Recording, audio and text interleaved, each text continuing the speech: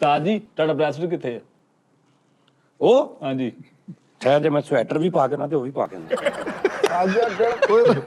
यार क्या कह ਐਵੇਂ ਕਾ करता ही है ਭਲਾ ਕੀ ਹੋਇਆ ਮੈਂ ਤੈਨੂੰ ਦੱਸਦਾ ਹਣਾ ਗੱਲ ਪਤਾ ਕੀ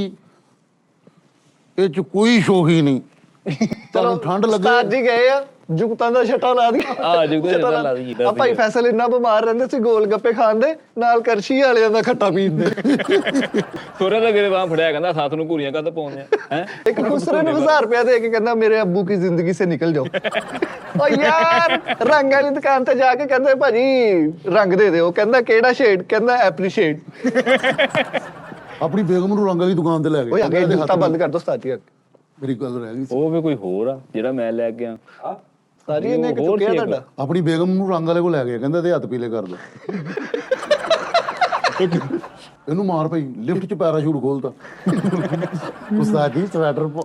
ਉਸਤਾਦ ਜੀ ਉਹੀ ਸਵੈਟਰ ਬਣ ਗਿਆ ਹੁਣ ਉਸਤਾਦ ਜੀ ਮੈਨੂਅਲ ਉਹੀ ਸਵੈਟਰ ਬਣ ਗਿਆ ਲੱਗਦਾ ਅੰਮੀ ਹੋਰਾਂ ਨੇ ਬਣਾ ਕੇ ਦਿੱਤਾ ਹੋਣਾ ਇਹਦਾ ਕੁਛ ਨਾ ਪੁੱਛੋ ਉਸਤਾਦ ਜੀ ਤੇ ਬਾਥਰੂਮਾਂ ਦਾ ਕੀ ਕਰੋਗੇ ਸ਼ੁਕਰ ਕਰ ਲੈ ਬਾਜ਼ੂ ਨਹੀਂ ਸੀ ਸਾਡੀ ਠੰਡ ਜਾਣ ਦਾ ਨਾਂ ਨਹੀਂ ਲੈ ਰਹੀ ਖੋਤੇ ਕੋ ਪੱਠੇ ਚੁੱਕ ਕੇ ਕਹਿੰਦਾ ਕਿਸੇ ਹੋਰ ਨੇ ਵੀ ਖਾਣੇ ਆ ਇਹਨੇ ਖੋਤੇ ਦੇ ਪੱਠੇ ਚੁੱਕੇ ਨਾਲ ਦਾ ਕਹਿੰਦਾ ਖੋਤੇ ਦੇ ਪੱਠੇ ਖਿੱਚੇਗੇ ਆਹੋ ਕਹਿੰਦਾ ਯਾਰ ਖੋਤੇ ਦੇ ਪੱਟੇ ਖਿੱਚੇ ਗਏ ਖੋਤੇ ਦੀ ਪੂੰਛ ਫੜ ਕੇ ਮੋਬਾਈਲ ਦੀ ਸਕਰੀਨ ਸਾਫ਼ ਕਰ ਦਿੰਦਾ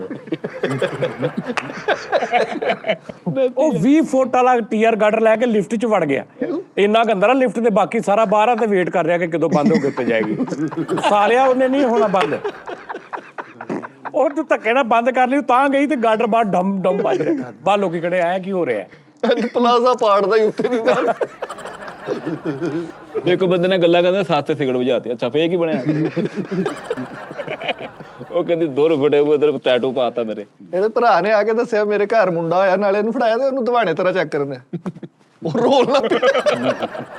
ਸੱਸ ਨਾਲ ਬੜਾ ਲਾਡ ਸੀ ਕਹਿੰਦਾ ਚਲੋ ਮੇਰਾ ਪੁੱਤ ਸੱਸ ਅੰਦਰ ਲੈ ਚਲੋ ਮੇਰਾ ਪੁੱਤ ਸੱਸ ਅੰਦਰ ਚਲੋ ਮੇਰਾ ਸੱਸ ਪੁੱਤ ਅੰਦਰ ਯਾਰ ਸੱਸ ਵਾਲਾ ਕੰਮ ਮਾੜਾ ਯਾਰ ਸੱਸ ਸੱਸ ਨੂੰ ਕਹਿੰਦਾ ਉਹ ਸਟੈਪ ਕਰੀਏ ਸਾਥ ਫਿਰਦੀ ਬਹੁਤ ਉਹਦੇ ਗਲੇ 'ਚ ਪਾਵਾ ਲਟਕਾਇਆ ਨਹੀਂ ਇਹਦਾ ਮਾਝੇ ਤੇ ਲਟਕਾਈਦਾ